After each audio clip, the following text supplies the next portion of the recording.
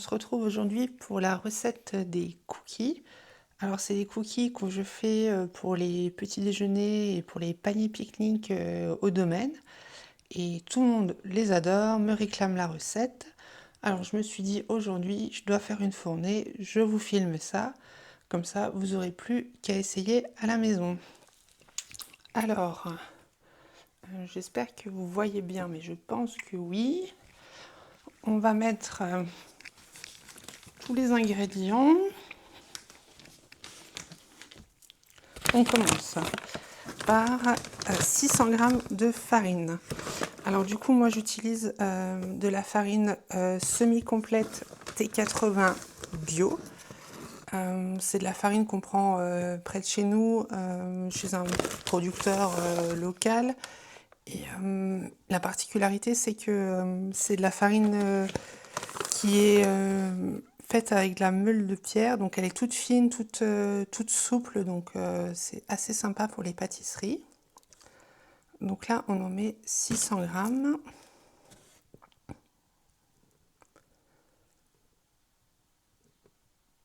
Voilà.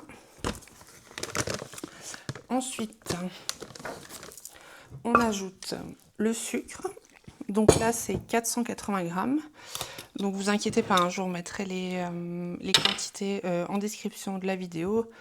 Comme ça, vous aurez plus simple pour recopier. En plus, c'est hyper facile. On met tout en un seul coup dans le bol. Donc, il n'y a pas besoin de plusieurs étapes. Voilà, c'est très simple. Donc là, pareil, c'est un sucre complet, un sucre de canne complet. Donc bio, non raffiné. Donc c'est assez courant, vous en trouvez dans tous les magasins bio. Et ça donne un petit goût caramélisé aux cookies, c'est super bon. Et c'est bon pour la santé, donc nickel.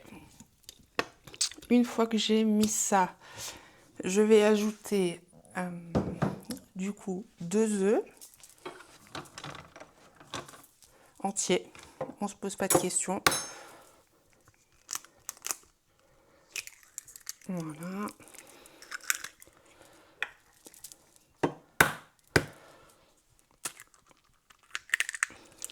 Un deuxième. Ensuite, on met le beurre.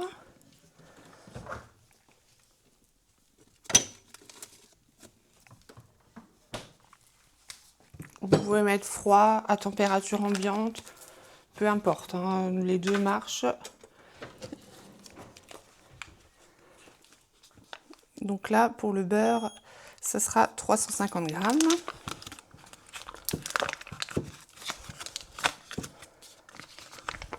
Donc là, j'utilise du beurre d'Isigny AOP doux. Voilà, on aime bien le prendre, il est pas trop cher et de très bonne qualité. Donc pareil pour la pâtisserie, pour la texture, c'est plutôt pas mal.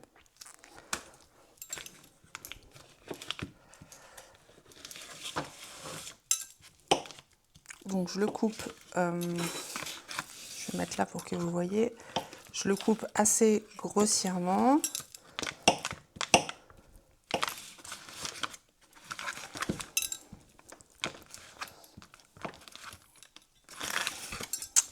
J'espère que c'est pas trop fort les bruits, c'est la première fois que j'utilise le micro et tout, donc j'espère que vous m'entendez aussi. Sinon vous me dites en commentaire, je ferai pour mieux la prochaine fois. Donc là 250, encore 100 g.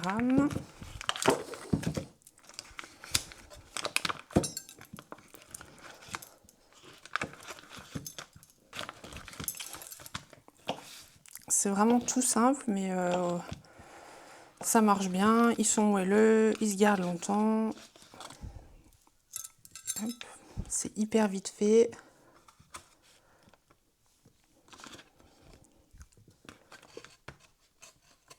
Hop, 300, bon 359, hop, voilà. Nickel, donc là c'est bon. Ensuite, on ajoute la levure chimique. Alors là, pareil, moi je la prends en vrac dans un magasin bio, donc c'est la levure chimique bio, mais vous pouvez le faire avec des sachets de levure chimique tout à fait classiques. Dans ce cas-là, il faut mettre 2 sachets.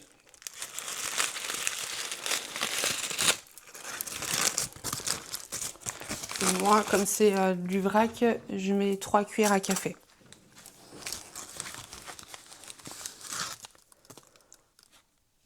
Voilà, 1, 2 et 3. Voilà, et ensuite il ne nous reste plus qu'à mettre les noix de pécan et les pépites de chocolat. Donc, les noix de pécan, donc ça sera 200 g. Donc on va remettre à 0. Voilà. 200 g.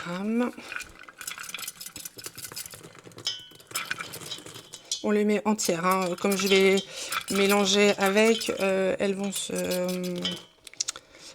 s'effriter pendant le mélange, il n'y a pas de souci. Ça donne du croquant, pas besoin de les mixer ou de les casser avant de les insérer.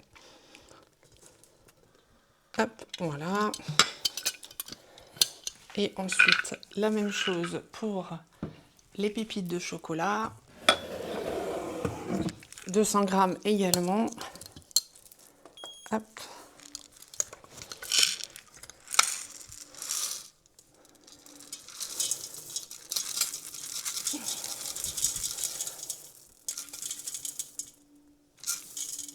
Et voilà. Et donc là, on a tous les ingrédients dans le bol.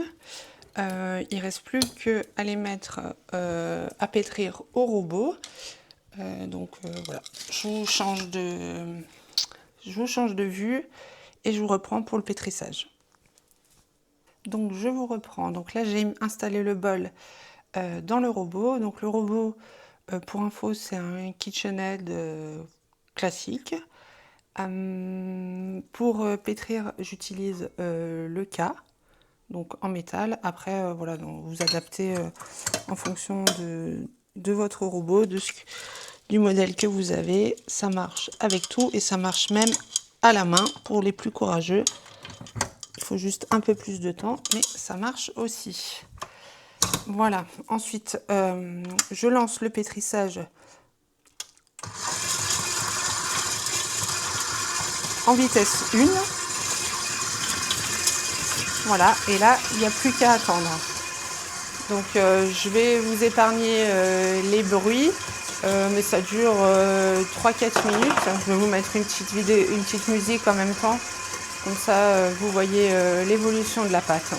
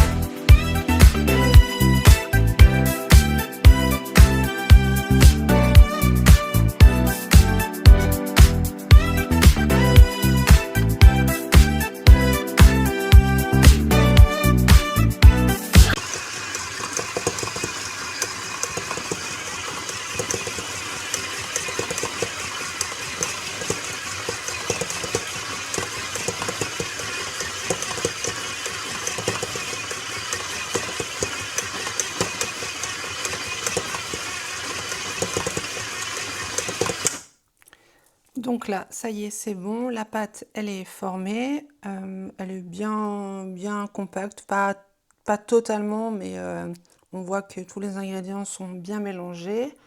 Donc elle est prête pour la mise en forme. Du coup, là, on va procéder au façonnage. Alors, c'est le moment aussi d'allumer votre four. Donc on fait un préchauffage à 180, chaleur tournante, classique. Voilà.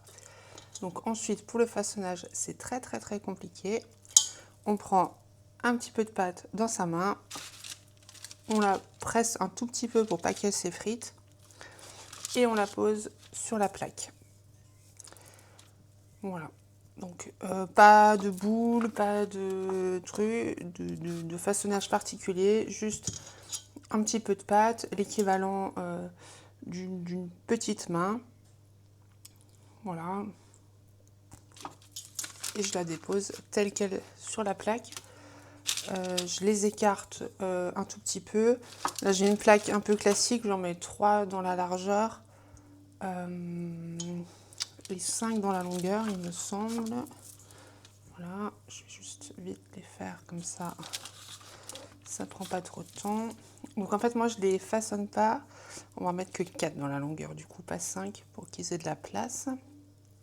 Donc moi, je les façonne pas pour qu'ils gardent un peu de moelleux et qu'ils soient à la cuisson plus homogène. Voilà, j'ai toujours fait comme ça marche nickel. Donc ça prend moins de temps. C'est juste, on prend un peu de pâte, on la met sur la plaque, on presse juste pour que ça s'effrite pas. Et c'est parti. Donc c'est vraiment hyper rapide, pas compliqué du tout. Je pense que tout le monde arrive à le faire. Mais le résultat, c'est super bon. Donc je termine la plaque et je vous montre. Hop.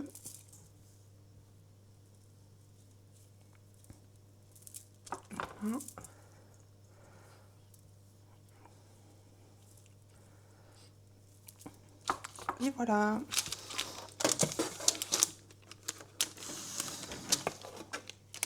Donc là, la plaque est faite. J'en ai donc 12 dessus. Et ça part au four à peu près entre 12 et 15 minutes à surveiller. Moi, je les tourne à mi-cuisson parce que le four chauffe plus derrière. Donc, je les tourne pour avoir une cuisson homogène, mais à peu près 12 à 15 minutes, vous surveillez. Et après, il n'y a plus qu'à déguster. Je vous reprends une fois qu'ils sortent du four pour vous montrer ce que ça donne. Donc voilà, les cookies ont passé exactement 13 minutes au four. Donc, ils sont prêts. Ils sont dorés. Alors, c'est pas forcément évident de voir la couleur parce que comme on utilise du sucre complet, il est déjà brun, caramel. Donc, ça donne déjà la couleur dorée à la pâte. Donc, on ne voit pas forcément bien au niveau de la cuisson. Mais vous voyez, c'est un tout petit peu plus foncé. Alors, il ne faut pas qu'il soit de trop. Comme ça, il reste bien moelleux la dégustation. Donc ce que je fais quand je les sors du four, c'est que je les enlève de la plaque pour qu'ils aient un petit choc de froid sur le plan de travail. Et je les laisse refroidir 5-10 minutes pour qu'ils durcissent un petit peu. Et ensuite, je les transfère sur une grille à pâtisserie, voilà, jusqu'à refroidissement complet. Mais du coup, je vous montre ça après, une fois que toutes les fournées sont cuites, je vous donnerai ce que ça donne. Du coup, là, pour la recette, que je vous dise pas de bêtises, il y en a 12, 24, 36, il y en a une quarantaine. Voilà, donc avec la recette que je vous ai donnée, vous pouvez faire une quarantaine de cookies de cette taille-là. Donc voilà, c'est sympa. Après, on peut tout diviser par deux. Vu qu'on met 2 œufs, on peut faire une recette avec un seul œuf et diviser tout le reste par 2 si vous voulez faire juste quelques-uns pour le goûter. Après, moi, je fais toujours cette recette-là parce que comme ça se garde nickel dans une boîte hermétique plusieurs jours, voire même 2 semaines sans aucun problème. Voilà, on en fait toujours plus. Bon, chez nous, ça part assez vite, mais il ne faut pas avoir peur. Et globalement, je pense pas que ça reste trop longtemps dans vos placards parce qu'ils sont vraiment bons. Voilà, vous me direz d'ailleurs en commentaire si vous les avez essayés, ce que vous en pensez. Et voilà, si vous avez modifié quelque chose dans la recette ou... voilà, super, les mouches cet été. Voilà. Donc je finis la cuisson des autres plaques et je vous montre à la fin ce que ça donne une fois cuit sur les grilles de refroidissement. A tout de suite. Donc voilà, là ça fait 4-5 minutes qu'ils sont sur le plan de travail en train de refroidir. Donc là je vais les transférer sur la grille de refroidissement pour éviter qu'ils transpirent en dessous et que voilà, qu'ils sèchent bien et qu'ils puissent se conserver super bien. Je le fais pas tout de suite en sortie de four parce qu'ils sont, comme ils sont vraiment moelleux, en sortie de four ils sont encore trop cassants, friables. Donc voilà, j'attends juste 5 minutes pour qu'ils durcissent un petit peu pour qu'ils aient une belle texture et que je risque pas de les casser en les transférant. Mais par contre après, directement sur la grille de refroidissement pour qu'ils sèchent bien. Voilà. Donc voilà, voilà ce que ça donne de près. Faire la mise au point, ouais, voilà. Donc il donne assez envie. Je sais pas ce que vous en pensez. Voilà, super recette. En plus du fait des ingrédients que j'utilise, c'est-à-dire la farine semi-complète, le sucre de canne bio, etc. Donc, alors c'est pas healthy parce que bon, voilà, hein, c'est de la pâtisserie, il y a du beurre, du sucre, des choses comme ça. Mais c'est quand même bon pour la santé dans le sens où avec la farine complète, c'est un peu plus nourrissant, les noisettes, les noix de pécan, etc. C'est aussi bon. Et surtout, il n'y a pas d'additifs, le sucre n'est pas raffiné. Voilà, la farine est bio, donc c'est vrai que ça permet quand même de manger des cookies de qualité et voilà, sans trop culpabiliser pour la santé. Voilà, donc voilà ce que ça donne. Donc j'espère que cette première recette de la chaîne vous plaira. Alors il faut être un peu indulgent parce que c'est ma toute première avec ma toute première sur YouTube en fait, hein, tout simplement. Donc c'est vrai que cuisiner, parler en direct, filmer les bons angles, etc. Donc c'est pas forcément intuitif, mais donc j'espère que vous serez un petit peu tolérants. Et voilà, je compte sur vous pour me dire en commentaire si vous avez aimé, si c'est le genre de vidéo qui vous intéresse. Et si c'est le cas, n'hésitez pas à vous abonner. Et voilà, on se retrouvera dans d'autres vidéos, soit d'autres recettes, soit d'autres sujets. Voilà, donc je vous dis bonne pâtisserie, bon appétit et puis à la prochaine!